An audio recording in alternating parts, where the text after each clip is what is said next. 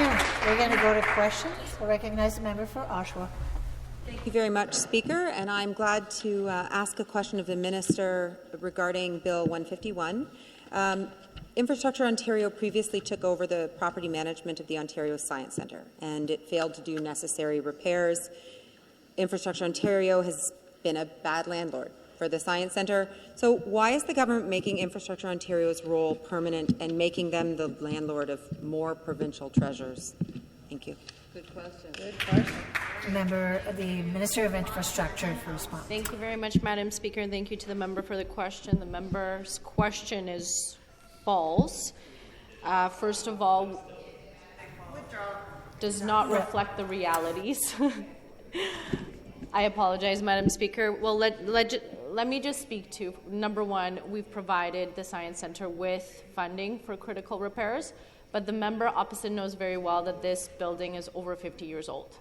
And like any building, after so many years of being in operation, a lot of work is required and a lot of significant funding is required in order to make sure that the building can continue to operate. Everything has a lifespan, and this building has operated for more than 50 years, and that needs to be acknowledged. Thank you. Thank you. Next question. Back to the member of Oshawa.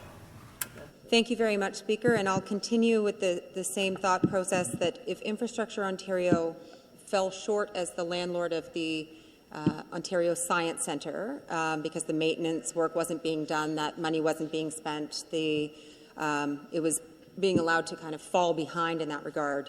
But I will say that Moriyama had said that with proper investment, it would last over 250 years, and we're standing in a building that's 100 and something years old. And anyway, we shouldn't just tear it down. However, moving on, why isn't the government responding to the Auditor General's findings about the poor performance of Infrastructure Ontario and its private contractors? Because there were a lot of recommendations that I would love for the government to dig into that have far more substance than what we're seeing in this bill. Thank you. Thank you. The Minister of Infrastructure. Thank you very much, Madam Speaker, and thank you to the member for the question. Well, let's just take a very simple example that everyone can relate to, whether you have a car or a house. The car or the house does not last indefinitely forever.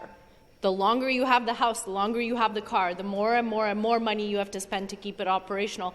And at a certain point in time, you have to make a decision whether or not you should buy a new house or move to somewhere else, or whether you should sell or buy a new car.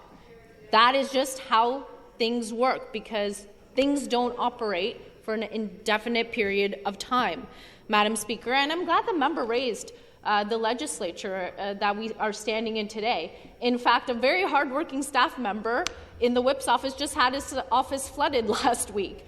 Now, this is a beautiful building and a beautiful place that we will preserve, but it is running into problems because it is, let me repeat, a very old building. Thank you.